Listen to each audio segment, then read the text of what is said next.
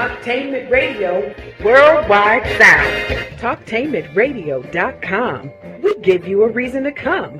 The world's greatest radio. We give you a reason to stay. Radio, the way it should be heard. You got the power. The views and opinions expressed are those of the host and guest and not necessarily those of TalkTainmentRadio.com, the management, the staff, or K&E World Network, LLC. Live call-in talk show. Dial 1-877-932-9766 and join the conversation here on TalkTainmentRadio.com. This is the Compensatory Concept with Mr. Neely Fuller, heard exclusively on TalkTainmentRadio.com, the world's greatest radio. Radio the way it should be heard. And now, Mr. Neely Fuller. If you do not understand white supremacy, which is racism, what it is and how it works, everything else that you understand will only confuse you. Only confuse you. Only confuse you. Hello, everybody. Welcome to TalkTainmentRadio.com. We go where you go, the world's greatest radio. You are now in touch with the Compensatory Concept with Mr. Neely Fuller, Jr. I am your co-host, Mr. Bobby, and this is Radio the Way It Should Be Heard. Our topic today has been actually chosen by one of our callers, Miss Jane Lance. Called in last week, and we did not get to answer or to address, or have Mr. Fuller, that is, address the question. And so consider this as you listen. Is racism more important than their own survival? And we are going to have Mr. Fuller address that. As usual, you can call in at 1-877-932-9766. You can also go to Facebook, or rather, to YouTube, the YouTube channel. Type in the word Talktainment. Scroll down to the bar where it says radio and type that in, and then you can scroll down to Talktainment number 2, and you can listen to us and view us live. So when you do that, and please give me a chance to get all of it out before you start calling. Please do that out of respect. This is what you want to do. Hit the like and share button. I'm a little disturbed by that. But anyway, the like and share button. You can also do this. Go to Facebook.com/Talktainment. And then, of course, you can Gmail me at the numeral 7, Mr. Bobby at gmail.com, and I will try to read your letters. I usually would like Mr. Fuller to make a comment and do his introduction, but I'm going to take this phone call right now. Go ahead, caller. You're on with Mr. Fuller. Mr. Bobby, the last activity of war and counter war, you didn't put in emergency, maximum emergency, compensatory justice revolution. I believe the chapter might be unfinished. Mr. Fuller, can you explain that? What was the question again? The 8th area activity, war, counter war. You That's have the 9th area. Yep. 9th area of activity. The 9th area activity, the war and counter war. Yes, sir. The maximum emergency compensatory justice revolution. I believe that part is missing. Yes, a maximum emergency compensatory action. What about it? No, I said revolution because they're more or less down like winter wheat all over the world. And to believe that we can win without our freedom was never won and yet to be won. So your question is what? My question is, you believe that you didn't finish that chapter of revolution? That chapter should be called revolution?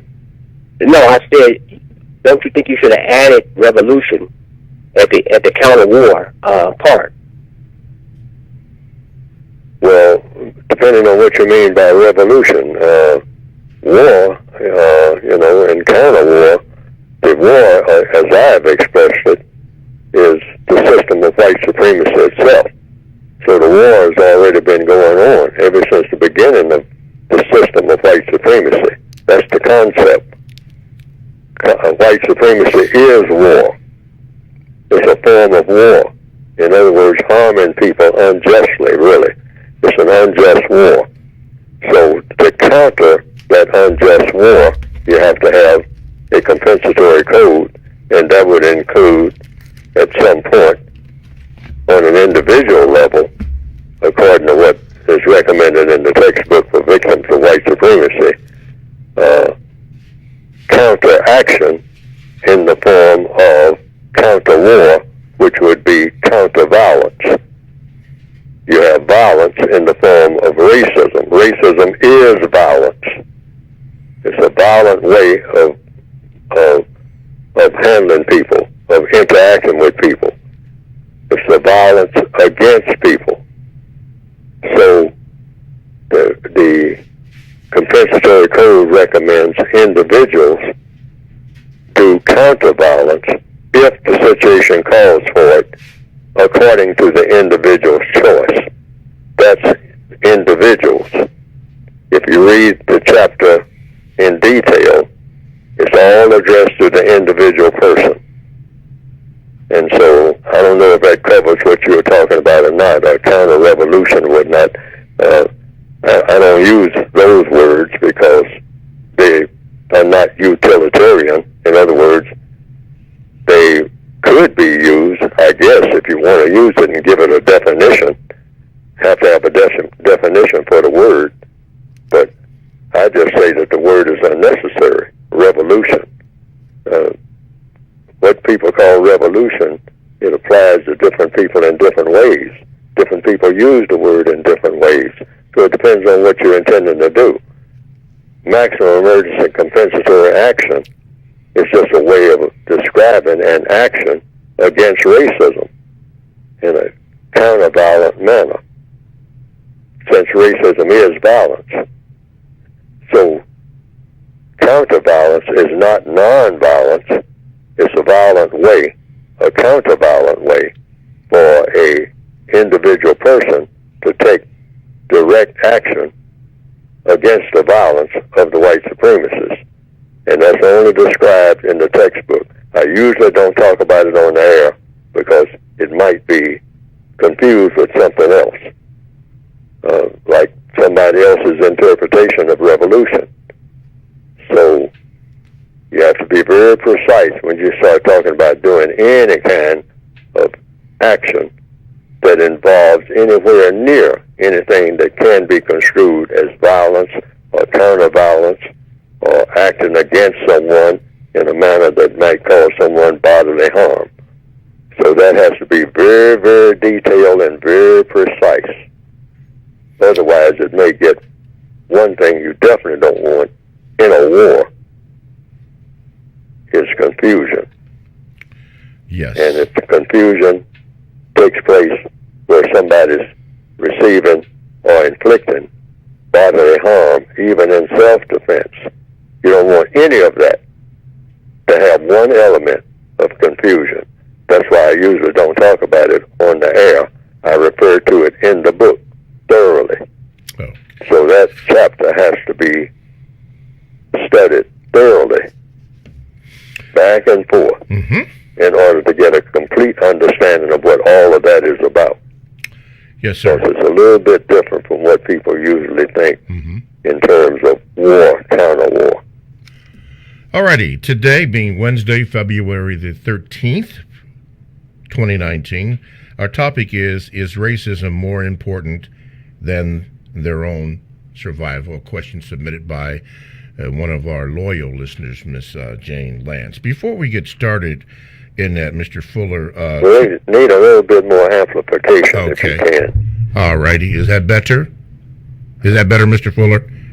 Not really. Okay. It's a little bit better, but as much as you possibly can. Alrighty. Get more. Alrighty.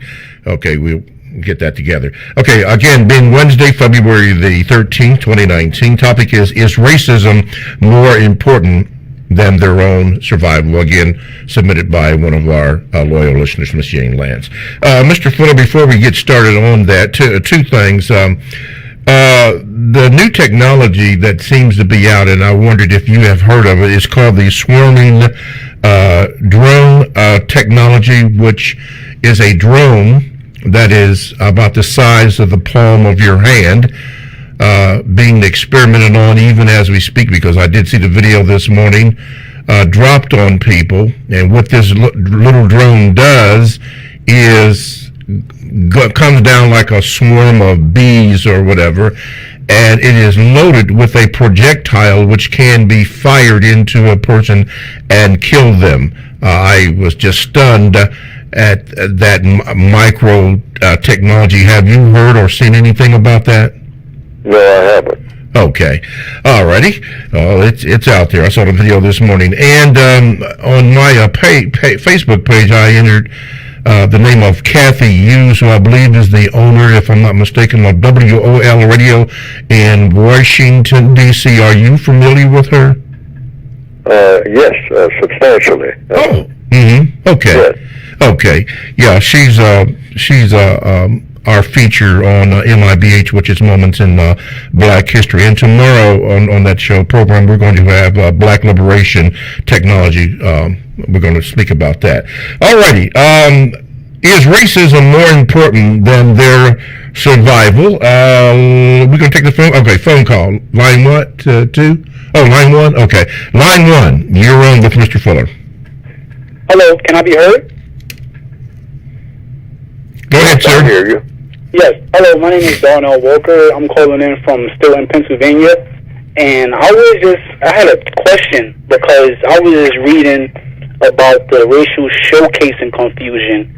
And it really touched me because I was just so aware of how I seen other people being showcased, and I didn't realize I was being showcased myself in a lot of situations. So I just really wanted Mr. Neely to expound on that.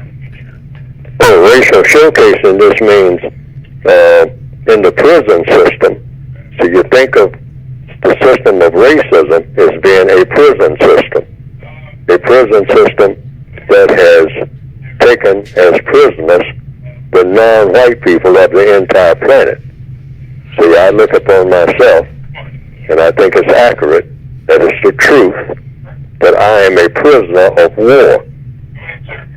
And so I'm in a prison, no matter wherever I go on the planet. And my prison uniform is the color of my skin. According to whom? According to the prison masters, who would be those white people who have chosen to be white supremacists. So when they look at Neely Fuller, they're looking at one of their prisoners. I was captured from birth, before birth, because the person that gave birth to me was already a prisoner of war. So I was born in prison. That's the way I see myself. I think that's accurate. I don't think I'm making that up.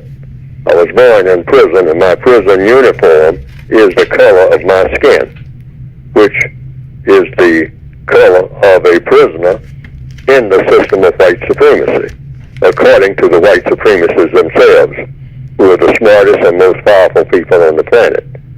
That's the concept. That's the theory. That's the belief system in what I have written. It could be an error, but I don't think so. I think all the evidence points to that there is such a thing as white supremacy, and that is the nature of it. It has made prisoners of the people who are classified as non-white. So therefore, I am a prisoner of that system.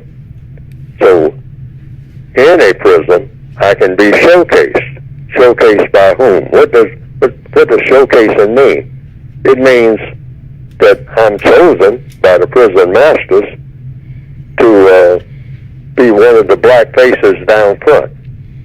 That's in the refined stage of white supremacy. In the old days, they say all black faces to the back, out of sight. Get the black. Don't have them in movies and all like that unless it's something very derogatory. I mean, but if it's anything that has any constructive value to it at all, I mean, then you want all white faces up front, and the black faces are just something moving back in the shadows. I mean, they're shadows themselves. I mean, so just blend them in with the background in every situation that is of any consequence, that is of something productive, something constructive, something that makes sense. But any kind of foolishness, then that's the only time you have the blackface up front. Any kind of nonsense, any kind of trash, then you bring the black faces up front. So, over a period of time, they say, well, you know, that's too much that's right in everybody's face. They can understand that. I mean, that's derogatory to black people, and sends a message that black people are just nothing. They're a bunch of trash. And so we don't want to send that message in the modern day of racism, in the refined stage of racism. So what we'll do, we'll bring black faces down front. We'll have black people with titles: mayor, president, emperor, and have them strutting down the main avenues of streets and all like that. And when you go into an office building, the first thing you'll see is a black face. Bring the black faces down front. That's the refined stage of white supremacy. But they will be controlled by the white faces back behind the curtain. All right? That's how that works. Black faces down front, and that's showcasing. You know, always show that we don't believe in racism. Racism doesn't exist. And proof of it is, when you go anywhere, you see plenty of black faces right up front, stepping right up center stage.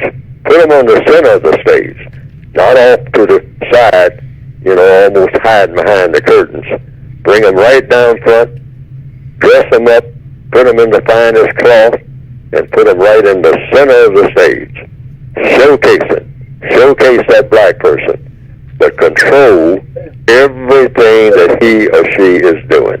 That's what showcasing is. TalkTameRadio.com is a 24/7 no-charge worldwide broadcasting facility with hosts delivering on various topics such as news, lifestyle, sports, law, health, wellness, religion, politics. Now, here are three that I am going to share with you.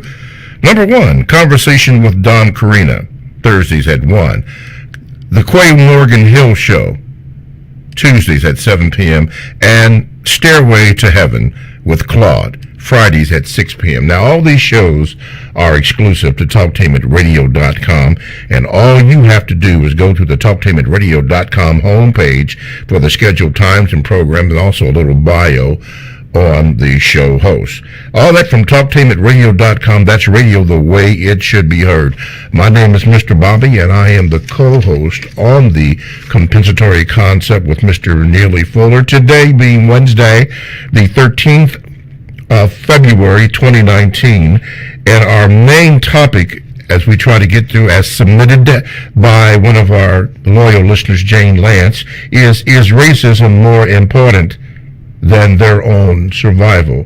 Somewhere down the line, we will get to it and have Mr. Fuller to address that. But right now, we're going to go to line number one. And number one, caller, you're on with Mr. Fuller. Hello, Mr. Fuller. I just have a question about reactions to white supremacy. And I was wondering if, like, Chinatowns and Little Italys, if that's a reaction to white supremacy, because I don't hear white towns in the other towns, so that's it. Yes, white supremacy is the only show in town, and anything that's happening among non-white people, that's just a reaction to the system of white supremacy itself. That's what white supremacy means, and people should focus on that last of those two words, supremacy. Supremacy means exactly that they have the first and the last word in everything. That's what makes you supreme. There's no loose ends. There's nothing out there that escapes them. Everything is within their orbit. If it has something to do with classifications of people who are classified as non-white people. If you're not white, you are not supreme in anything. I don't care what you call yourself or what other people call you, or even what the white supremacists say that you are. What they actually do is see to it that you are subordinate to them if you are a person with color in his or her skin and has been classified by that color. Black, brown, red, yellow, any of the shades of black, tan, beige. If you are classified as non-white, you come under the supremacy of the white supremacists, regardless of where you are on the planet Earth or any other known entity where you exist, where they are. White is supreme. You have to be classified as white in order to be in the supreme category. If you're non-white, you're not in the supreme category. You are subordinate to the people who are supreme. Supreme based on what?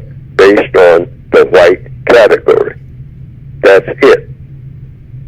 So everything that non-white people do, the prisoners of war, is a reaction to what the wardens of the prison are doing or saying at any given moment in every area of activity: economics, education, entertainment, labor, law, politics, religion, sex, and war. If you are classified as non-white, you are subject to the dictates of the white supremacists in all of these areas of activity, 24 hours a day, wherever you happen to be. No exceptions. All righty. Excuse me. Okay, let's get on to our main topic here. Is racism more important than their own survival? This was submitted by one of our callers, Jane Lance. Mr. Fuller, we ended up last week with that question at the end of the program. And having had a week, I don't know if you pondered it or not, but just off of the top, is racism more important than their own survival? But whose own survival? The white supremacist own survival. Oh, racism is not only a mechanism for survival for the white supremacists, but also for them to be supreme over everybody who is non-white. That's what it's really all about. They're not worried about their survival. They're equal. You know, you got to survive you have to exist in order to exercise supremacy over people, or to do anything among people. You first have to exist. So you have, by survival, I guess that means you exist. What do you exist for? You exist to be a white supremacist, if that's what you have chosen to do. That's the main thing you exist for, if I understand the question. Mm-hmm. So, in order to do anything, you have to survive. You have to be here. You can't be a person that doesn't exist in order to do whatever you do. So maybe I'm not understanding the question, but I'm saying they're equal. White supremacy and survival. Survive in order to practice white supremacy. That's it, in the mind of the white supremacists, if I understand the question. Do you have to survive in order to practice white supremacy, if that's the question? Do you have to exist? Yes, you have to exist. How are you going to practice white supremacy and you don't exist? So what do you exist for? You exist to practice white supremacy. That is the mind of the white supremacists. That's their entire existence. They don't even want to be here if they can't do that. at what you might call a gut level. They don't see any point in doing anything. If you're a white supremacist and you're not practicing white supremacy, then as far as in the mind of the white supremacists, the evidence has shown they don't care for anything to exist. I mean, what's the point in even being here on the planet Earth or anywhere in the universe if you're not practicing racism? Racism is the only value. There is no value other than racism. Okay. Is that to say to dominate and mistreat people? Absolutely. That's what the white supremacists, that is their whole philosophy. I looked at a program on one of the TV stations the other night, and it was about the life of Benito Mussolini. And when he was coming to power, he wasn't talking about just we got to have better farms, we got to have better education, but we got to stabilize our economy, we got to do this and build bridges and whatnot, have more infrastructure. He started talking about we got to start going back to be like we were a long time ago, the old Roman Empire. Now, what did he mean by empire? And it showed in the program. Hey, we got to go conquer somebody. I mean, it's just not about just having improvement in our schools and having everybody well-fed and well-dressed and having pretty buildings and whatnot and paved streets and bridges that work and railroads that work. Oh, no. It's not about making the trains run on time. That's fine. But we should be conquerors. See, that's the white supremacist philosophy. We should go somewhere and find somebody to conquer. Otherwise, what's the point? What's the point in breathing? What's the point in even being here? Just to sit around and talk to each other and be pleasant and have a peaceful day? Oh, no. Conquest. So what did they do? They went straight down to where the other white people hadn't tampered with too much. And they say, well, here's a little bunch of people in what we call the northern part of the continent, Africa, and that not a whole lot of white people have been in there lately. So, hey, since we don't have to argue with other white people about that being their turf, let's go in there. The place was Ethiopia in the 1930s. And that's what was shown in the program. And people somewhat, if you went to school, you might be somewhat familiar with that story. But it shows the basic mentality of the white supremacists. It's not just to be here on earth and everybody's prospering and peace and liberty and justice and all that stuff. No. Yes. We gotta be killing somebody. All right. They're killing them for what? I mean, because they're there. That's what. Yes, sir. If they're non-white, oh boy. Hey, no better killing field than that. No better mistreatment than that. Before we went to break, Mr. Fuller, we asked, why is it important to the white supremacists, in your opinion, to dominate and mistreat people? It's important because that's their whole ego trip.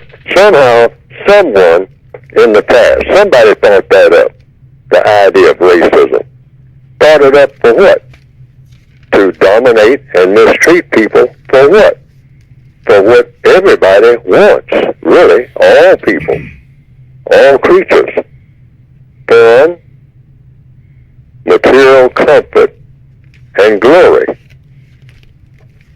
Not necessarily in that order. But fun, glory, material comfort. So the white supremacists, whoever thought up the idea of mistreating people based on color, thought up something called racism, and it turned out to be in the form of something called white supremacy, is to gain or have fun, glory, material comfort. It adds to, you add to your material comfort by having people do what you want them to do. Tote that barge, lift that bale while you sit there with your feet up on the desk, giving orders, and with a whip in your hand. Mm-hmm. All right, move this around. For what? For my comfort, that's what. Bring me a lemonade. Bring me a mint julep. Get hopping there, boy. Get hopping there, gal. Do this for me. See? Make me comfortable, materially. Mm-hmm. All right? And then I get fun out of it, seeing you hopping while I crack my whip. Okay? Get down on your knees and bow down to me. Ah, yeah, I like that, That makes me feel good. Okay? Why? Because you're darky, that's why. Mm. And I'm white. And that's what you're supposed to do. That's what you were born for. Ha, ha, ha. That's all racism is. Mm-hmm. That's all it is. And so if you understand that, you understand it all. That's all it is. Fun, glory, material gain off of you suffering. Wow. I feel good making you feel bad. That's what I was born for. Mm-hmm. I was born to feel good by making you feel bad. Feel bad about what? About everything, about your color. See, I feel bad about your color. You shouldn't have been born that color. Mm. Well, who are you to say that I shouldn't have been born this color? My creator, because I'm supreme over you. Did you hear me crack that whip, boy? All right? Do you get that message? Now shine my shoes. Now, that makes me feel good. That makes me feel good because you feel bad about doing it. And that's what I get out of life. Mm. I don't need nothing else in life other than that. Wow. And when they don't have people to do that way, they show that indication by things that they will do, like something I saw in this morning's paper. And not saying that this person is a racist or anything like that. I'm not even putting a name on the person. I'm just saying this is an article I saw in this morning's paper here in February of 2019. Now, this is 2019. This is not sometimes 2,000 years ago where people hunted because they had to. They had to hunt down goats. They had to hunt buffalo. They had to hunt different creatures to eat because they didn't know how to do the farming that would give them enough vegetables. So they had to have some protein, as you might say, so I've been told. But this particular person that I saw in this morning's paper, here in 2019, not 2,000 years ago, not back in the days of the dinosaurs, here's a person that went hunting for a rare goat and was willing to pay for the privilege of hunting for that goat at the tune of $110,000, I think, just for the privilege of picking up a modern rifle and going and hunting a goat that was considered to be rare, and that's why he had to get permission to do it, from what I understand. I didn't read the entire article, but I saw the headline, and people can go and see if they see it in the paper today. This person paid over $100,000 for shooting one animal to death and getting his picture taken standing or sitting near the dead animal. Now, what type of mentality is that? Suppose when you run out of rare goats, now what are you going to shoot? For fun, for glory. Okay? And that's what you're getting out of it. And material comfort. And glory. And you're getting, well, you can have material comfort, but mostly it's for fun and glory. I mean, you get your picture taken with a dead animal that you kill. Why are you getting your picture taken with a dead animal that you kill, that you're not even going to eat? You didn't kill it for food. You killed it to let people know that you can kill it. And willing to pay that amount of money to do it. Wow. So lots of people would like to have $100,000 this morning. But here's a person who paid over $100,000 just to kill an animal and have your picture taken smiling at the camera. I killed this animal. this animal that had no ability to do me any harm, not even trying to do me any harm, but I killed it. And lots of people kill animals and cut off their heads and put them over the mantelpiece. And you go into their fine mansions and you see a dead animal's head up over a fireplace. Now, what is that all about? A dead animal's head in your modern castle? Well, what kind of message is that? What message are you sending to a child when the child sees that? Daddy, what is that? Why is it there? Well, that's an elk. That's a rare elk. And I went off somewhere and I found it and I chased it down and I killed it. And I chopped off his head and I put it here over the fireplace. And so the child looks at that and says, what do you do that for? Fun, glory, and your material comfort. Well, where's the material comfort? Well, you're supposed to get, some type of comfort out of seeing it over the fireplace, son. Now, they do the same thing with people. Hang that black person on that limb. Call everybody around. Bring all the ladies with their picnic baskets. See, this is the essence of white supremacy. And look at the Negro hanging there on the tree. Isn't that pretty? We did that. Take my picture. Don't I look good standing by that? That's wonderful. Fun, glory. And it used to work for me until I killed it. Now I'll go get another one, have it work for me till I decide to kill it.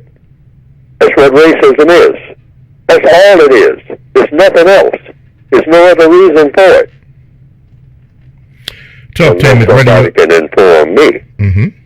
TalkTameAtRadio.com. We go where you go. Download the TalkTameAtRadio.com app to your cell or to your tablet. That's radio the way it should be heard. My name is Mr. Bobby. I am the co-host on the compensatory concept with Mr. Neely Fuller, and at this time we have him speak about his book. Mr. Fuller? You can go to the textbook for victims of white supremacy.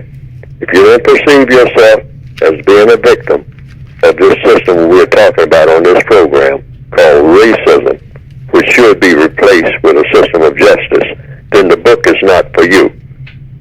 But you go to the book, you go to the website, rather, of producejustice.com. Producejustice.com. That's producejustice.com. Because that's what you're supposed to be trying to replace racism with, a system of justice, where no person is mistreated, and where the person that needs help the most always gets the most help. That's the kind of world we should be trying to build. No more systems of racism or any other type of mistreatment, but go to producejustice.com, and what will come up on the screen is a brief description of a basic textbook that's addressed to the individual person of color who perceives him or herself as being a victim of this evil system called racism, white supremacy, and what to do about it. That's what this book is supposed to be about. What you can do as an individual. The book is addressed to individuals. It's not addressed to people trying to form another organization or another organized religion. It's not addressed to that at all. It's called the compensatory counter-racist code, meaning you fill in the blanks. You fill in what the organizations are not doing, what you can do as an individual, whether you're a member of an organization or not.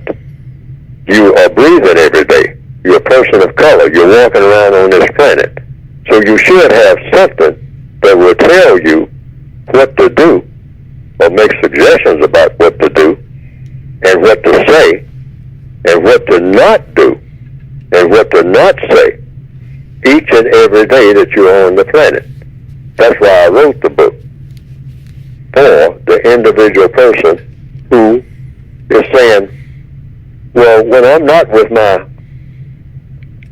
other people, when I'm not with an organization, or I'm not at the organizational site at this particular time, at the headquarters or at the meeting place, I am out here every day moving around among people who are hostile to me, the white supremacists.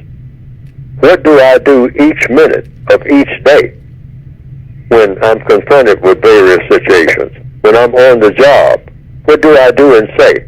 What are the things I don't do and say? I need a code. I need something that tells me what to do right this minute about whatever situation I happen to be in, because my organization is not always with me right this minute. When I go to a meeting place once a month, or once a week, or twice a week, I don't have everybody with me right there in my pocket. To ask them what to do and what to say. I need something about what to do and what to say when I am by myself, surrounded by people who I suspect could be hostile to me, whether they're white or non-white. I need a guide that tells me minute by minute what to do and what not to do. And that's what the basic textbook is about, for victims of racism. And you can get it by going to producejustice.com. And also there's an addition volume to that same book. It's all the same book, really, but it's in 2 volumes. And that's a word guide. What questions to ask when certain words are used, like I do, like I've done on this program. What does the word mean? What does the word revolution mean? You always have to ask the person who is using the word. See, you have to know that. You don't assume that you know what the word means. Ask if the word seems to come across as being vague to you, even though you might have an idea of what the word means, or you might have a definition for the word yourself. You want to know what it means when another person uses it. So get in the habit of doing that. That's very important. Words are very important. So there's a compensatory counter-racist word guide. But you can get the volumes by going to producejustice.com. That's producejustice.com. And these are strictly suggestions. You don't have to do them. If they don't make sense to you, don't use them. If they make sense to you and you use them and they work, then that becomes a part of your code. Producejustice.com is how you get the books. Okay. Wednesday, February the 13th, 2019. The topic is racism more important than their own survival. Who is that? White supremacists. We are going to go to line 1. Line 1, what is your question for Mr. Fuller? How you doing, Mr. Fuller? This is Eric Goodrum, student Eric Goodrum out of Cleveland, Ohio. And I got a quick question for you. I recently saw on the news where a black doctor from South Carolina attempted to join a all-white gun club. After his friends there kept suggesting that he join. He had friends there that were white, and they were also doctors as well. He was hesitant in doing so, but stated previously in his life he had just joined a all-white yacht club in Florida.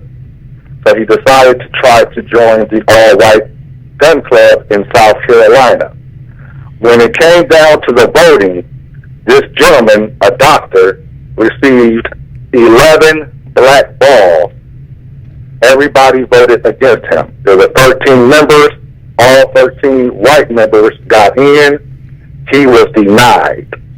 When asked about this and asked what would he tell his children and did he think this was racist, this doctor still did not see this as a racist thing. He saw it as maybe they just don't know me outside the club, and if people get a chance to know me socially a little bit better, that things would be different. What say you about this gentleman or this particular incident where it seems that sometimes black people refuse to see racism in certain situations. Well, I don't know. That's his choice. According to the code, I do know that. He makes a choice. If he chooses not to see it as racism, that comes under VGQ. Because anything, VGQ means Victims Guaranteed Qualification. If you're a person of color, subject to the system of white supremacy, then you can look at your situation any way that you choose to, and that is a valid way of looking at it, as far as you are concerned, because it's about you. That's your choice. And you have earned that simply by being in a racist system. So it's called VGQ, Victims Guaranteed Qualification, in the code book. That's a term that I made up. That's to keep black people from arguing with each other about what his or her reaction to racism should be. You don't argue with another black person about, man, I wouldn't take that, or something like that. You just simply say, well, you look at it the way you want to look at it. I mean, you're subject to the white supremacist system, so you can react to it any way that you choose to react to it, and I'm not supposed to pass judgment on it. That's you. That's your choice. Okay. You have earned that choice. So if he wants to say that it's not racism, then, as far as he's concerned, it's not racism. Now, I might look at the same situation and say, now, if I was in that certain circumstance, that it was racism. But that's my choice. Yes, sir. He's entitled to his choice of looking at it, because he was the one who was denied it. He was the one who was trying to get entry. Now, he can say that, well, they turned me down on account of my height, on account of my weight, on account of, they didn't like my cousin Susie, all right, or whatever. But that's his choice to make. Okay. And no one should argue with him. That's what I have to say about it in answer to the question. Under VGQ, he can do that. All right. Let's go to the, let's see here. Where am I? Okay, I'm right here. This is a question coming from our line here, Mr. Fuller, from Mario. He says this, Mario, I know you have 4 questions, so I'm going to break them up here. He says, Mr. Fuller, what is the criteria for determining who needs the most help? Oh, the criteria is you just go by the numbers. Say it's 10 people in a room. I've usually done it this way. And the person says, okay, how many people in this room need help in any area of activity? Economics, education, entertainment, labor, law, politics, religion, sex, war. And today we're going to start with economics. Say that that's the discussion for today as far as people getting help is concerned. Economics meaning your use of your time and energy. That's basically it. Not just about money, but the use of time and energy. Now, who in here needs help? In a room of 10 people, most likely, if people are honest, every hand will go up, because that is true. Most people need help of some kind, all the time. All right? You need help from somebody all the time. Depends on what the help is and how much and all like that. So, the question is, what's the criteria? So all the hands go up, all 10 hands. Then you say, okay, who needs the most help? Well, the only way you can do that, to quantify it, is everybody just write down or present to the other 9 people. Each person says, I got a list of things. I need help in 15 things here. All right? And then somebody else needs help in 20. And somebody else needs help in 17. And somebody else needs help in 5. Okay? You always pick the person whose list is the longest. That's the way. That's the theory. That's the concept. This is how you produce a thing called justice. Getting help to the person that needs help the most. So you just look at who's got the longest list, and then verify. Oh yeah, Miss Allison. She needs the most help. Boy, does she ever. I mean, she's got a list here like you wouldn't believe. So, you know, her list is 23 items here. And the longest list next to that is 17. So, Miss Allison, we will address what you're about and work with you. All the rest, all the 9 of us will get on it and help you to shorten your list. Okay? And so you take care of Miss Allison's list and then work back. Then the next longest list is Mr. Johnson over there. Okay? Mr. Johnson, 17 items. Then you're going to work on that. That's how it works. Mm-hmm. In answer to the question, you just start with the person who has the longest list of problems. Okay. Mr. Fuller, hold that thought, because we have to close out this first hour. TalkTameRadio.com, the world's greatest radio the way it should be heard. We will take phone calls, and we will answer more Gmails on the other side as we close out this first hour. Thanks for listening to the first hour of the Compensatory Concept with Mr. Neely Fuller Jr., heard exclusively on TalkTameRadio.com, the Compensatory Concept.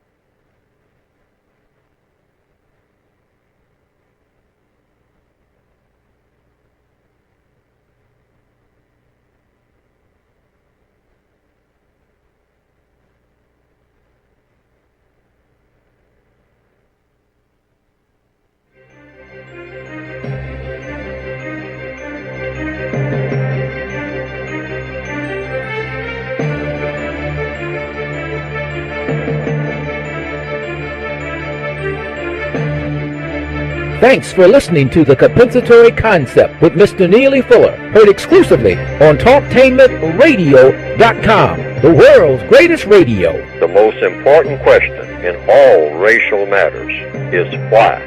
One should always ask it. Radio, the way it should be heard. You've got the power. The world's greatest radio. TalkTainmentRadio.com. Talktainment Radio, worldwide sound. Talktainmentradio.com. We give you a reason to come.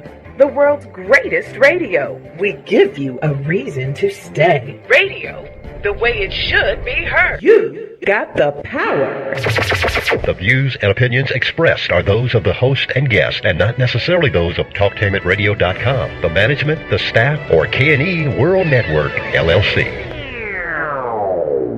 Live call-in talk show. Dial 1-877-932-9766 and join the conversation here on TalkTameRadio.com. This is The Compensatory Concept with Mr. Neely Fuller, heard exclusively on TalkTameRadio.com, the world's greatest radio. Radio, the way it should be heard. And now, Mr. Neely Fuller. If you do not understand white supremacy, which is racism, what it is and how it works, everything else that you understand will only confuse you. Only confuse you. Only confuse you. TalkTameRadio.com. We go where you go, the world's greatest radio. You are now in touch with the Compensatory Concept with Mr. Neely Fuller Jr. I am your co-host, Mr. Bobby, and this is Radio the Way It Should Be Heard. Our topic today is this. Is racism more important than their own survival? They being the white supremacists, and in the first hour, Mr. Fuller addressed that. And you can ask questions concerning that. You can get in contact with the show by calling 1-877-932-9766. You can also Gmail me at the numero 7, Mr. Bobby, B-O-B-B-Y, at gmail.com, and I will, if I get a chance to read your Gmails and have Mr. Fuller address your questions. You can also go to the YouTube channel Just type in the word Talktainment, then type in the word radio, and then scroll down to Talktainment number 2, and you're there. Hit the like and subscribe button while you're there, but we would prefer you do this. Go to the TalktainmentRadio.com homepage and hit listen live, and you're right there. Subscribe and like button also on that. And one more way, Facebook.com/Talktainment. You can do that there. Okay, we are speaking of, is racism more important than their own survival? A question that was asked by a listener, and she wrote into that. We got it via the Gmail. And let's see here. Let's go to line number 1. Okay, caller, you're on with Mr. Fuller. Please, with your question. Thanks for taking my call, Mr. Fuller. If it's okay, I'd like to ask a question with a short follow-up. Yes, sir. Okay. We know at some point the usual suspects stopped using the word nigger in public, and at some point they recognized that we were using it and actually working towards taking the sting out of it or the power out of it. How did we all of a sudden buy into the fact that we shouldn't use it and we should replace it with the N-word, even though everyone knows the implications of the N-word? Well, any word can be insulting if somebody says that it is. A word is neutral. A word doesn't do anything except what you want to make it do. I don't care what kind of word it is. I say that in the word guide. Words are just ways of people communicating or being in touch with each other. You can make up words. I do. And make up definitions of words. I certainly do that in the word guide that I put out here. I'll take common words and give new definitions to them. Because words are just a way of you communicating with someone. So if someone says that, well, I don't like that word because that word makes me feel bad when you use it toward me. So if you want to make the person feel bad, whatever that means, you use the word. If you don't want to make the person feel bad, you don't use it. That's all it is in answer to the question. No word means anything at all. And what non-white people should do, and what I recommend in the code, and what I use myself, I try to be the master of words. I don't let any word master me if I can. Master my mind. I don't care what kind of word it is. That's why if someone says the N-word, you might say, around me, a white person, and says it, viciously, we might say, with that sting, with that rounded R. I mean, that's what I used to call it. They take that R, that last word in the N-word, and put that sting on it by, when they say it. I won't say it on air because I've been told not to, all right? And we're all told not to use a certain word on this particular program, then I don't use the word on this particular program. And some programs say that it's okay. See what I mean? But you always try to communicate with people in the way that they want to communicate. Otherwise, you're not communicating. You're having an argument. And what you don't want to do with white people or non-white people, you want to, according to the code, avoid arguments. In fact, don't have arguments of any kind with anybody. Now, what's the difference between a conversation and an argument? Is that a conversation is you're trying to have a constructive result. An argument, you don't know what you're trying to have. You're just trying to win the argument. And everybody should get away from doing that, regardless of who it is, because it doesn't make for the best environment. Try to have conversations. Never have an argument. And if it looks like you're heading toward an argument, shut down the talk altogether. Just tell the person you'll talk to them some other time when the emotions are not taking over, because emotions are usually the foundation for an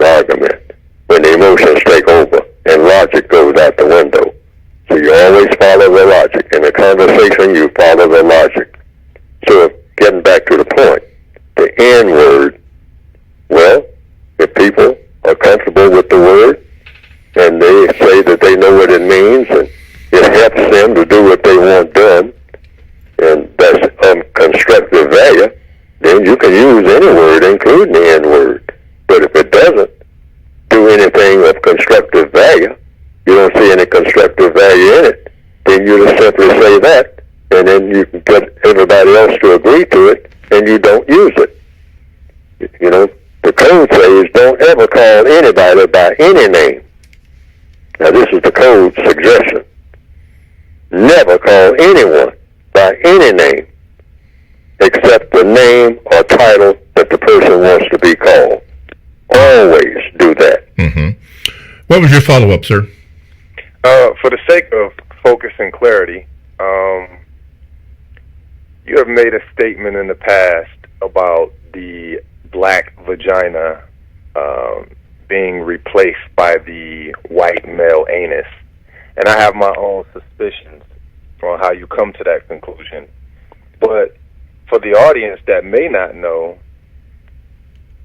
why did you come to the conclusion of the white male anus instead of the white female anus or vagina? Oh, because the white supremacists want to go all the way in having black males chasing behind the rear end of what is going to be the emperorship of sexuality. And that is the white male anus. Ultimately, that will be it. The white male anus. And the white female vagina is the holy grail of all sexuality. In other words, the black female's vagina is slowly becoming obsolete. And the white supremacists are pushing this. That black female is worthless. She doesn't even have a vagina. If she's got one, she's supposed to be trying to get rid of it, seal it up or whatever. But she's supposed to be a non-entity. Her vagina is completely worthless because that's the cradle of where black offspring come from. The white supremacists now, in their refinement stage, are saying that the black vagina is persona non grata. It's worthless. Telling the whole world it's worthless. So the black female then will say, well, if I don't have a vagina, what am I going to have? So what you're going to have in your head to run around chasing a black female or a white female, all right? Particularly a white female who has the only vagina that's worth anything. Okay, so they'll have the black female chasing a white woman saying, I want to be with you. This is where they're headed, okay? And they'll have the black male just all over the place, a hole in the wall or anything. I mean, he doesn't know a vagina from a tree, okay? That's where they're trying to take the black male. And ultimately, if the black male is going to express his sexuality at all, he's going to walk around with his lips poked out all day long, looking for a white male to put something in it. This is where they're taking the black male right now, all over the world, and a whole lot of them are jumping aboard. I mean, just as fast as they can go. And it's the white supremacists who are driving it. And they will pay huge amounts of money for you to push that idea if you're black. If you would join the so-called scrambleization, the balkanization of sexuality among non-white people, the white supremacists will say, come in and name your price, and I'll have you lead the parade if you're a person of color.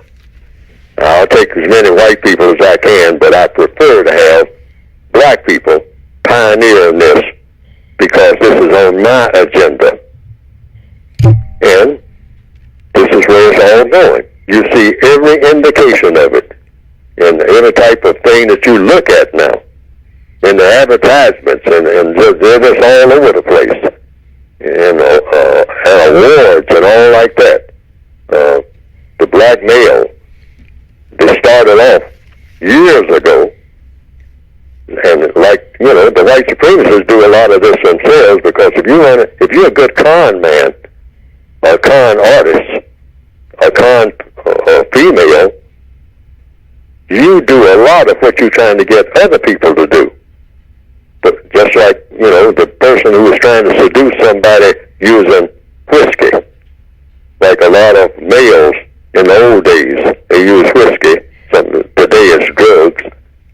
He wants to seduce the female, so he gives her, some type of poison substance, all right? Because he wants to take that shortcut, all right? So he says, hey, I love you and all like that, and he's sitting there in the club booth and whatnot, and he's feeding her that whiskey.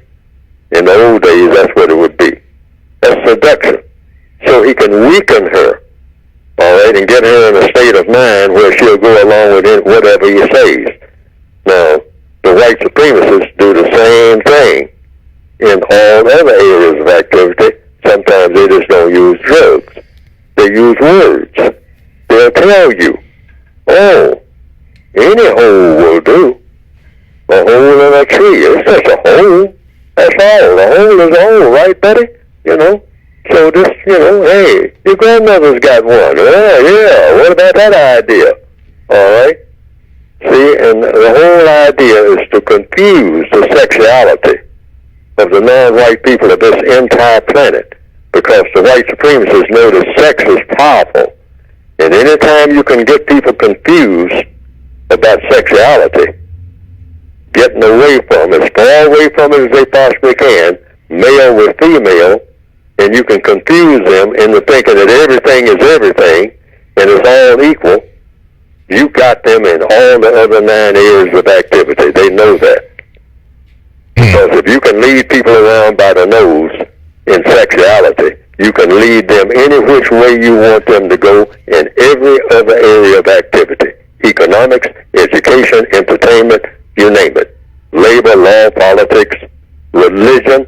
They can tear up your religion through sexuality if they get you to go in the way that they want you to. And they're doing that. They not only can do it, they're doing it right before your eyes. And a lot of us are part of it because we don't know what they're doing. We think it's liberation, more freedom. That's the banner they give it. Well, you want more freedom, don't you, boy? Well, that's the way to get it.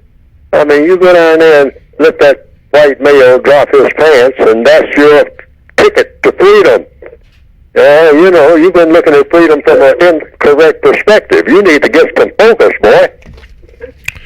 TalkTameAtRadio.com is a 24/7 no-charge worldwide broadcasting facility with hosts delivering on various topics such as news and lifestyle, sports, law, health, wellness, religion, politics. And here are several shows that I would like to share with you.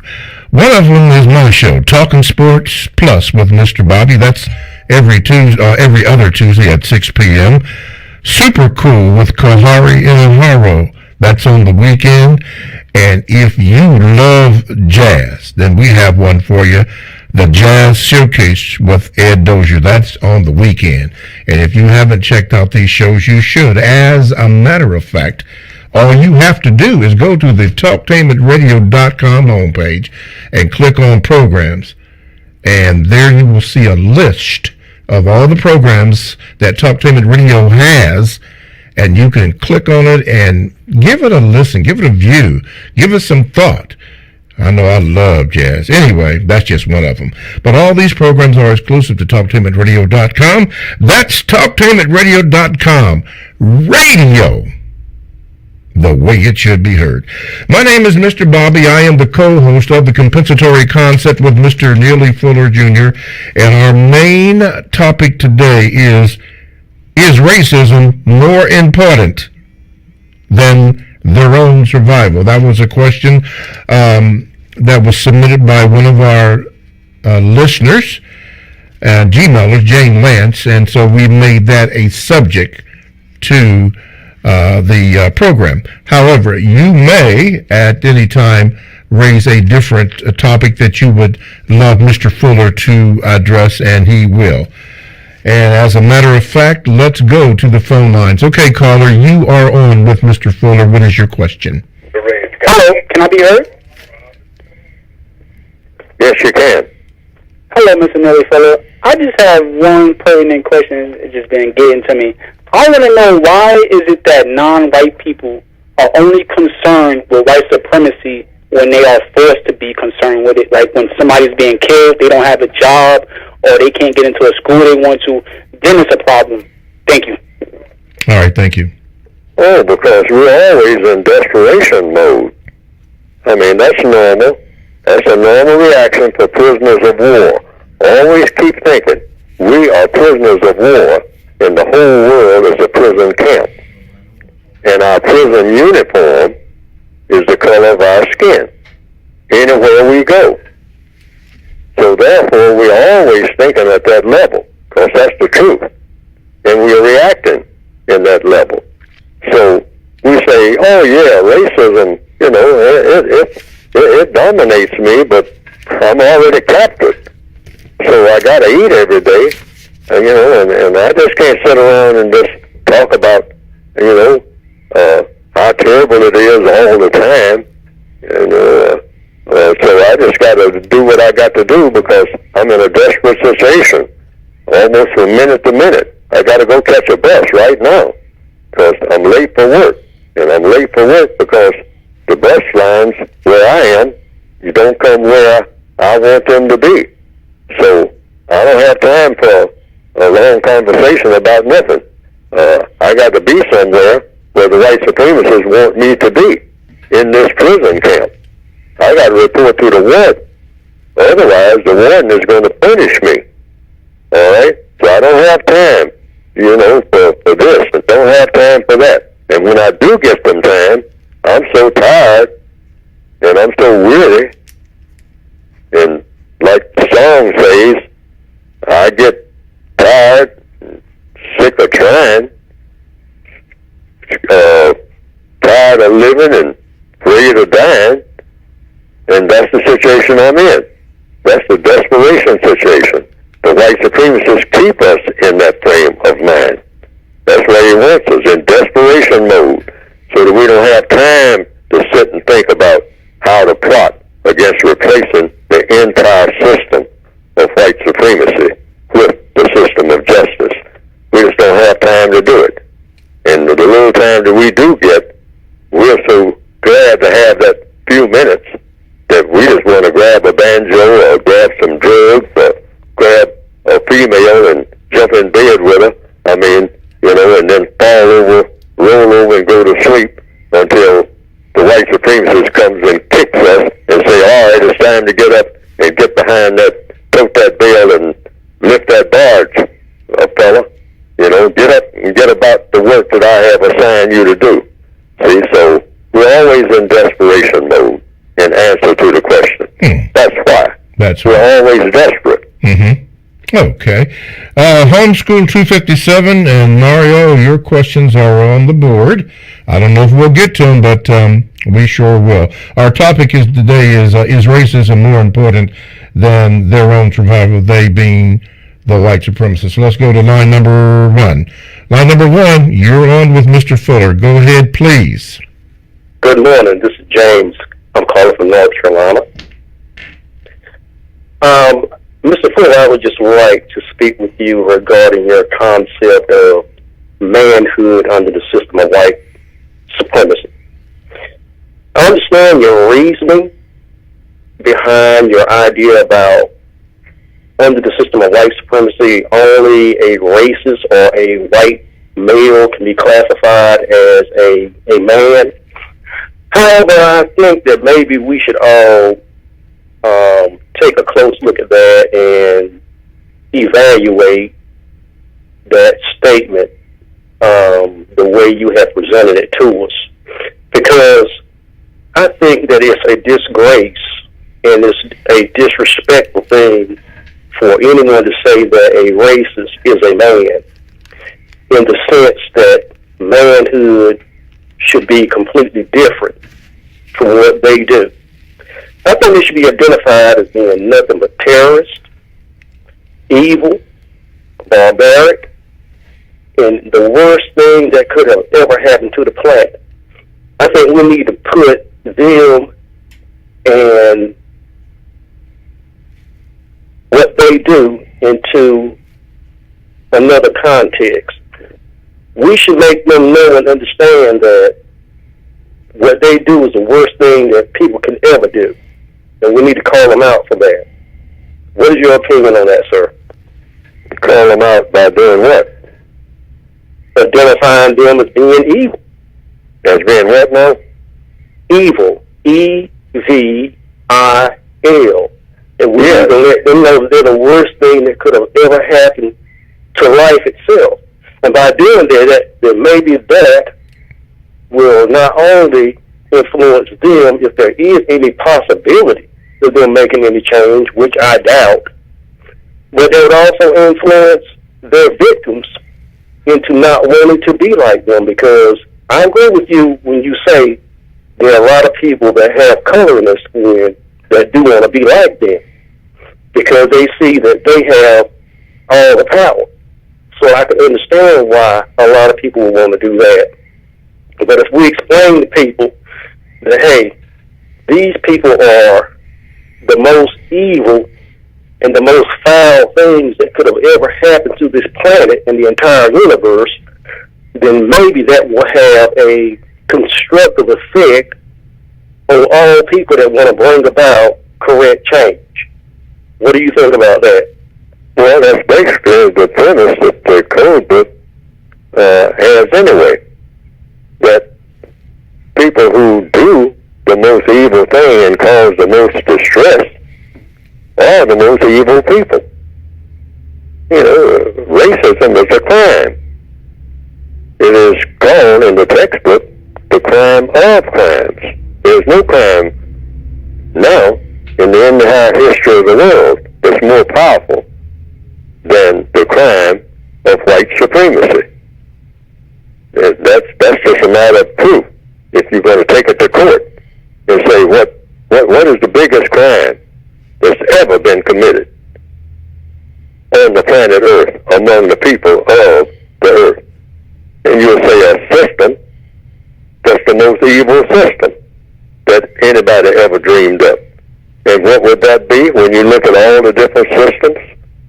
You say a system of white supremacy, the most criminal of all systems. And it's called that in the textbook, The Victims of Racism. I've already done that. If the request is from somebody ought to do it, I did that in my book. That's what it says. It's the master crime. They're the master criminals. They're the masters of all other criminals. There's no crime greater than mistreating people based on color. Yes, as far as the numbers are concerned, any way that you look at it, as far as the area of activity is concerned, no crime greater than that. So they already have that label, and the white supremacists are proud of that label. All right? So if the question is, how do you make them not proud of the label? Well, you don't really work on it from that angle, according to what I've written, because we have tried that. We've tried to get them, to show them that, hey, that's not the best way to go about doing nothing, to mistreat people based on color. And they say that it is. So what we have to do is just say, well, we have made the decision that it ain't. And we're going to act accordingly. Yes, sir. Against your criminal system. And that's it. Until we can even, by doing so, by the things we do, which is what I've written in the textbook, we can convince them that it ain't going to pay off like it has been. Yes, sir. That's the main thing.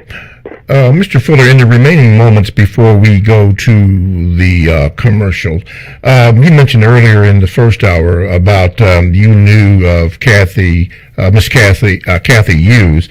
For those who don't know her, she is the feature of the MIBH, which is Moment in Black History, Person of the Day. Could you give us a little insight of what you know about Kathy Hughes for those who don't know about Miss Kathy Hughes? Oh, I just know that what she says herself, that she's the founder of the radio stations to help black people, to compensate for the lack of the outlets in the field of communication. Mm-hmm. That's what she says. That's what the code requires me to say. Mm-hmm. That's what she says herself that she's trying to do. She's trying to help black people here in the Northwestern Hemisphere and throughout the world to be as progressive and as constructive as they possibly can be. Mm-hmm. And that's what she set up her radio stations to do, of which she has, to the best of what I've heard, if it's true, numerous radio stations to do that. Is her flagship and what station? I know about it is that I think I know that how she started, because she has said how she started. Yes. She started with just one basic station, and which she still has here headquartered in the Washington, D.C. area. Which is? And she worked from that. And then she got more stations trying to do the thing that she was doing with the first station that she had. She's trying to do that with all her stations. Yes. Trying to help the people who need help the most, in her opinion. And that's in answer to the question, what do I know about Dr. Kathy Hughes? I mean, I know what she says that she's doing and what I've seen her evidence doing. And her flagship station, if I'm correct, is that WOL in Washington, D.C.? I understand that is. Okay. I may have that incorrect, see, because I don't ever want to say anything about anybody that's not correct. Yes. But that's the understanding that I have at this point. And you are sometimes on that station, is that, to my understanding, is that correct? Yes, absolutely. I mean, she gave me my first outlets on a large scale. I mean, and still she does that. Okay. That's Dr. Kathy Hughes. She does that. She has a show, a radio program? Someone has said that it's strange that Neely Fuller never mentions her or something like that. I'm not too sure that, that I should do that. But if someone asked me to do that and tell the truth of the matter, oh, yes. Dr. Kathy Hughes has helped me immensely. All righty. I want that on the record. It's on the record. She has helped me immensely. Okay. With Mr. Neely Fuller, and our topic today for Wednesday, February the 13th, 2019, is racism more important than their own survival, they being the white supremacists. Mr. Fuller, lately there's been a lot of reference and a lot of incidents where people are being caught doing things in their college or fraternities or sororities in schools with this blackface.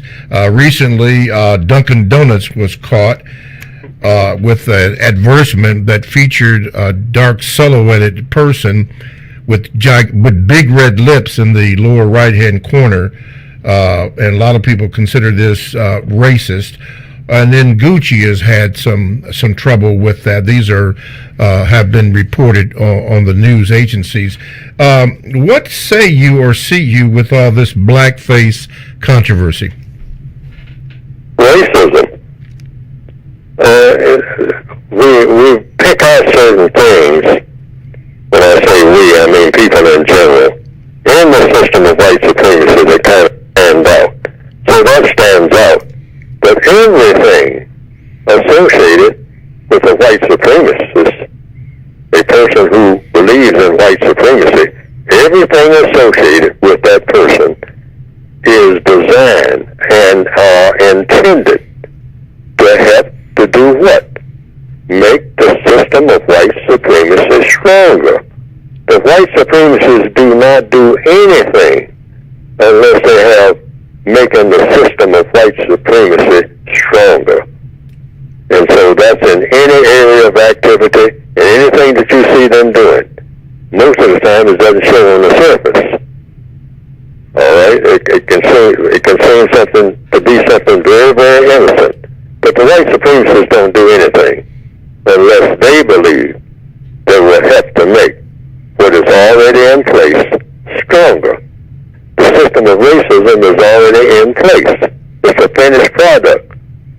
So all they do is just maintain it now. And try to make it stronger, try to figure out a better way to express it, and try to give a little variety to it So anything that you see going on that is suspected white supremacists has anything to do with is to make the system of white supremacy stronger. Okay. So does this support what you had mentioned earlier in the first hour, the fun, the glory, and the material gain? Yes.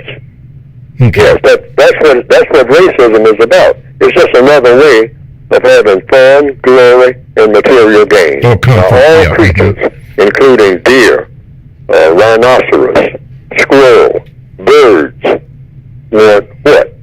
They want fame, or rather they want material gain, they want glory, and they want fun. Fame and glory is the same thing. Yes. But actually, it's glory, material gain, and fun. Okay. You see squirrels chasing each other. That's having fun. All right? They're not trying to do each other any harm. They're just, running up and down the trees. Yes. I've seen them in parks and whatnot. They jump from limb to limb, one right behind the other and all like that. Okay. They're having fun. All righty. Okay? And they get a little glory out of having fun, that you were out of sight, and then I happen to spot you, and and I chase you for a while, and then you turn around and chase me. And we had fun. We got a little exercise. So they got a little fun, a little glory out of that. And then now they kind of exhausted, so now they're looking for material comfort. So they come down to the base of the tree and start trying to find what? Some nuts to eat, okay? Some kind of nourishment, because, and people are the same way. But the white supremacists decided we're going to have fun mistreating people of color. And we're going to get a lot of glory out of it, and we are going to get, like you wouldn't believe, all types of material things. Yes. Okay. We're going to beat them from the time they get up in the morning till it gets dark at night with a whip, and make them do what we want them to do in the way of producing labor. Yes. All right? But if all the labor gets done and there's nothing else to do with them, we'll just have them doing stupid stuff. Always keep that Negro doing something that's absolutely stupid. And get them to love doing stupid stuff. All right. Even when they're by themselves. Get them to talk to each other about something that's absolutely stupid. Okay. That was fun, glory, and material comfort, not gain. Fun, glory, and material comfort. Okay. And I misquoted that. Okay. Here's a question from the Gmails. Does making sure no one is mistreated include white people? Absolutely. We don't want to replace white supremacy with black supremacy or anything like that. Any type of mistreatment. See, we're talking about mistreatment here. Why mistreat someone? You don't have to mistreat people. I mean, people are created by a creator. We should give some kind of regard to that. And the same with animals and all other creatures. Give as much consideration as you possibly can until you figure out what we're here for. And try to do the best you can toward everything while you're here. The environment. You don't try to disturb, try to conquer the ocean. What do you mean by conquer the ocean? I mean, that's that conquest, that whole thing, the Roman Empire, the white supremacists, conquering. You don't conquer the ocean. You use the ocean. And the ocean will serve you. You don't mistreat the ocean and try to figure out a way to dump trash into it. And, and cause it to be something that it wasn't set out to be. And make all kinds of, disturbances in the environment. This is not the type of people we're supposed to be. Theoretically, and I have it in the code book, we're supposed to be universal people, universal man, universal woman. And that includes white people if they want to get on board with it. But apparently they don't. They're satisfied not with being universal man and universal woman. They're satisfied with being racist man and racist woman. Now, not all of them, but too many of them, the most powerful ones. They just want to be racist forever. Just carry on this thing of mistreating people based on color. Now, what kind of sense does that make? None at all. When we can all be universal man, universal woman. And what does that mean? I describe it in the textbook. I give some indication. People that don't lie to each other under any circumstance. People that help each other all the time, looking for ways to be of constructive help.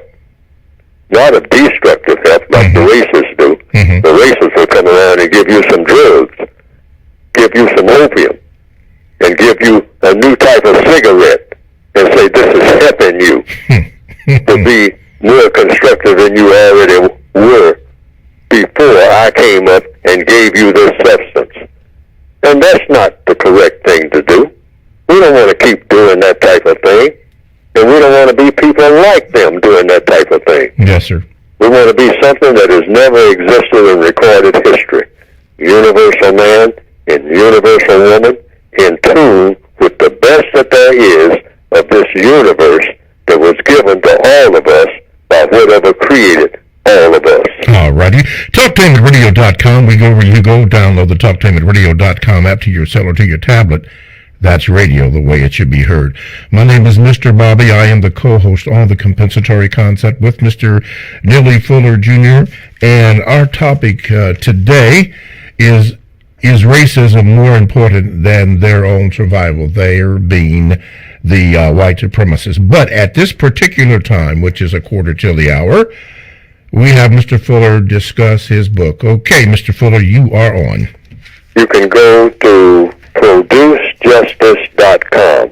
That's producejustice.com. That's the product we're supposed, theoretically, we're all supposed to be trying to produce. It's called the compensatory code, meaning making up for what's missing. And what is missing? A thing called justice, and another thing called correctness, and another thing called peace. But you have to have three elements to do that, and it says so in the textbook itself.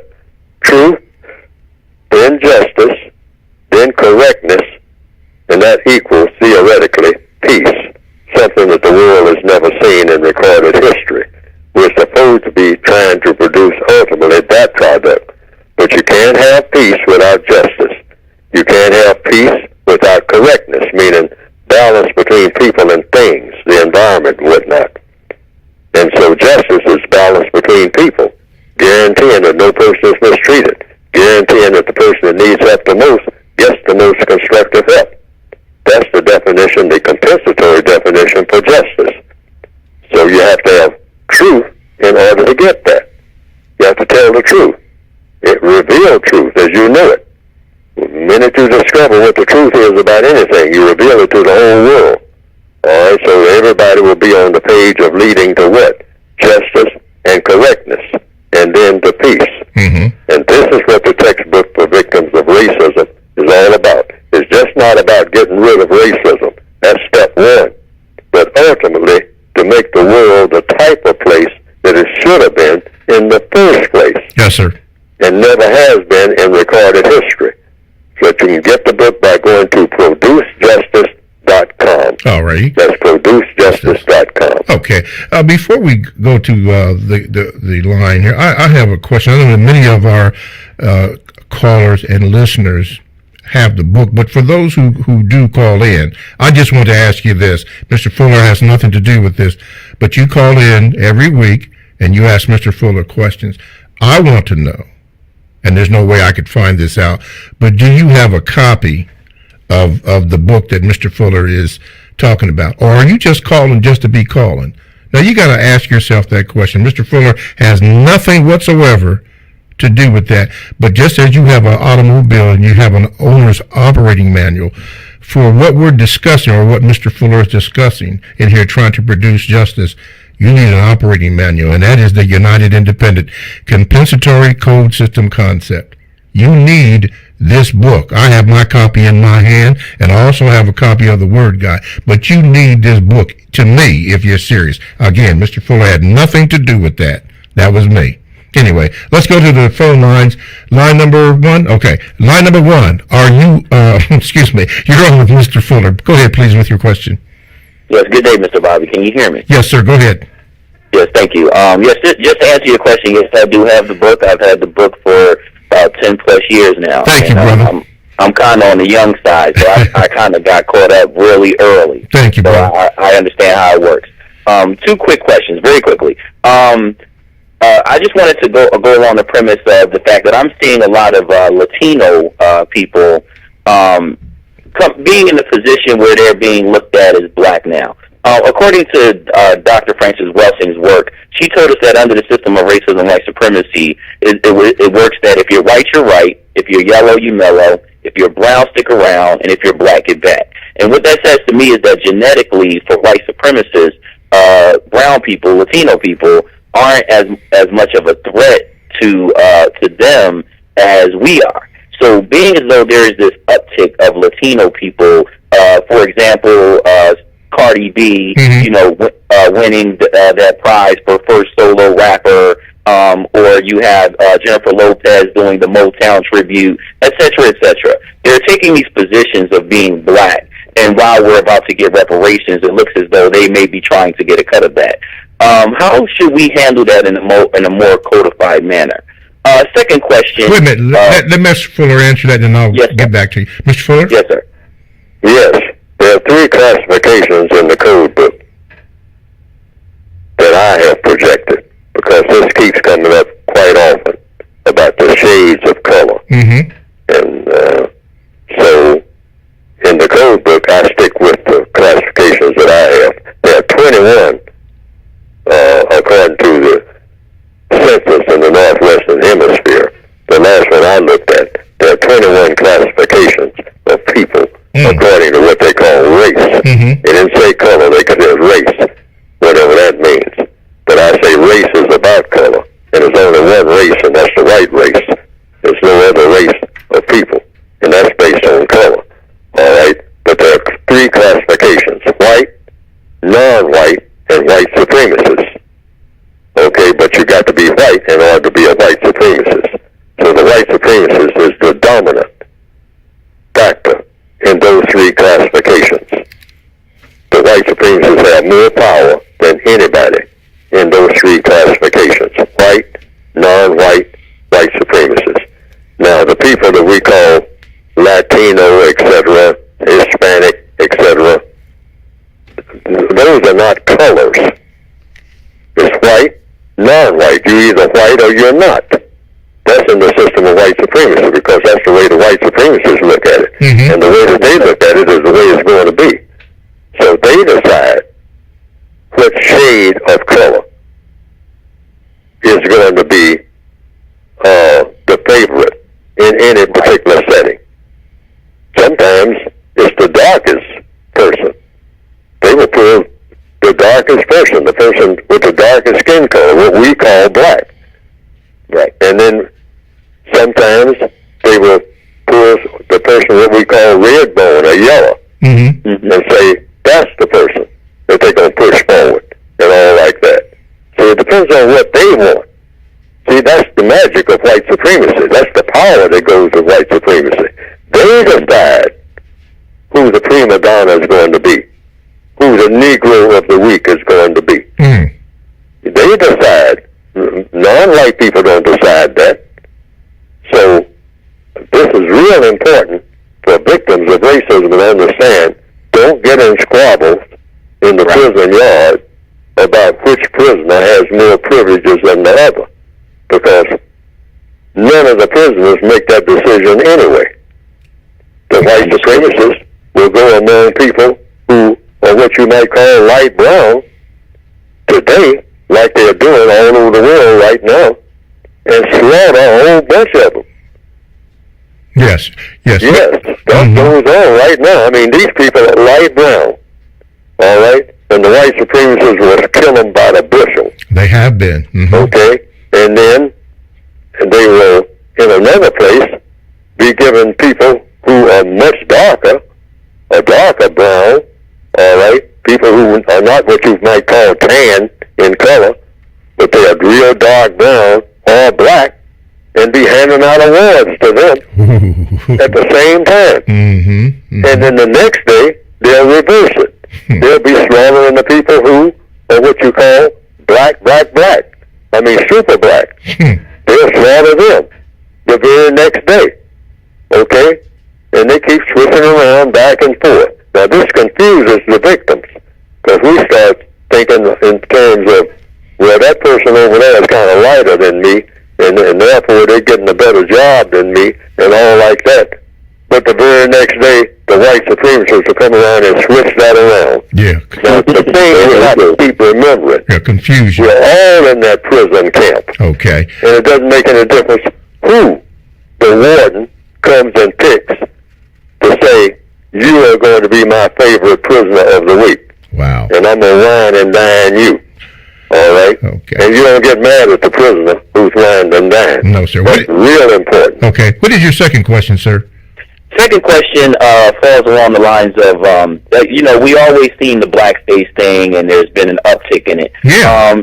And it's been every time it comes out, okay, we say, we're not going to support the company that does it. And I know this falls under VGQ, but we're trying to fight for justice, right? But when someone that looks like us goes off code and they support these companies that are producing the blackface, and are we supposed to just? Of course, I know that under VGQ we let them say what they want to say, but is that a situation where we're just supposed to keep our mouths quiet? And I think that goes along, this presidential candidacy that's coming up. We're questioning, the records of a couple of the candidates that are so-called black, and we're being looked at as, being self-haters, because we're questioning the records that they have where they're keeping our people locked up and things like that. I know what you're talking about. Under VGQ? Mr. Fuller? Well, yes, it still comes under VGQ. You don't criticize the victim. Yes, sir. You just point out what the victim is doing, but you always, once you do that, see, you can always tell the truth. See, stick with truth. And you just say that this black person came out today and spoke against black people. See, black people are all wrong about everything. And that black person might even stand up on the podium and say, hey, slavery was a good thing. I'm all for it. And what's wrong with you black people? I mean, we profited from slavery. We're better off being slaves. If a black person says that here in 2019, you can listen to the person. That person still has VGQ. They can say anything they want to. But what if it's true? After that person gets through talking, then you turn to the white person, the nearest white person standing next to him, and say, sir, I just heard what he had to say. Or you say, ma'am, always be polite. Yes, sir. I just heard what this black person had to say about slavery. All right? And that they're all for it. I just heard that. Okay. Okay? But what I want to do is hear what you have to say. Yes. They always address the white people. Period. In the system of white supremacy, address the white people. Why? Because they are going to make the decisions about everything anyway. Okay, Mr. Fuller, I think I know who the caller may have been referencing, but suppose the person that the caller may have been referencing said these things against black people, and the record reflected that she or he had done these things, which is documented as being truth. I mean, how was that? He told the truth. And the whites are actually support. And I'm going to say who I'm talking about in this reference, Kamala Harris. Yes. And the white, I look at what the whites are saying, and white Republicans who are supposed to be against her like her. Yes. So that's there we have it. All right, Mr. Fuller. The answer is still the same according to the code. Because I've been hearing this for years. See, the whole idea is to get black people to fight each other. Okay. That has never worked, and it never will. It never will. See, we're talking about what works. See, like I've told people like on jobs, you walk in there are 5 black people who are witnessing against you. They've been, they're scared to death. All right? You don't blame a person for being afraid. This is a fearsome system. When you talk about white supremacy, you're talking about the most powerful machine among people in the world. that has ever existed. So a black person who is terrified of the white supremacists, you don't blame them for their terror. Okay. I mean, so they will sit up and say all kinds of derogatory things about black people, including themselves. A black person might sit right next to a white person and say, yes, I am inferior. And this master that I got here, I mean, should be my master. Okay. Because I ain't got no sense at all. Okay. And I mean, he should kick me every time he feels like it. Okay. Here, master, kick me right now. Okay, quickly, what does the code say? You are sitting there looking at that. You sit right there and look at that because you are just a fellow prisoner. Mm-hmm. You're watching another prisoner, I mean, being tortured. That's all you're doing. Okay. So when that is over and the white supremacists say, see, one of your own people speaks against you. Mm-hmm. Why are you speaking against me? Okay. And I will say, yes. Okay. Quickly, what does the code... Yeah, absolutely. And then I will say, and you know who I'm blaming for it all? You, sir. Okay. Because that is exactly where the blame lies. Okay. I know what I'm dealing with. We got about... I know how much power you have. Okay. All right? And I'm not ever forgetting that. I know where the power is. This black person has not an ounce of power over anything except where you 20 pull the string. 20 seconds left, Mr. Fuller. What does the code say about that in 20 seconds? That's what the code says about it. That's how you react. That's the illustration I just gave. Okay. You always blame the white supremacists for anything that happens on this planet that should not happen. All right. Always. All righty. Thank you so much. Thank you, callers, for a lively discussion. Thank you, Mr. Fuller, for your suggestions and answers. Thank you for listening. TalkTameRadio.com, the world's greatest radio the way it should be heard. We'll see you next Wednesday on the radio. Thank you.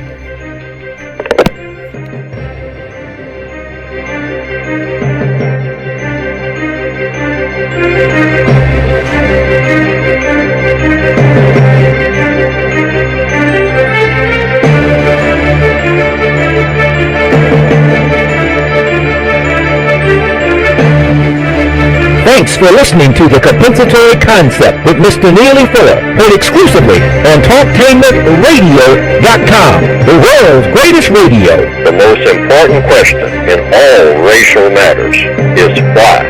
One should always ask it. Radio, the way it should be heard. You've got the power. The world's greatest radio. TalkTameRadio.com.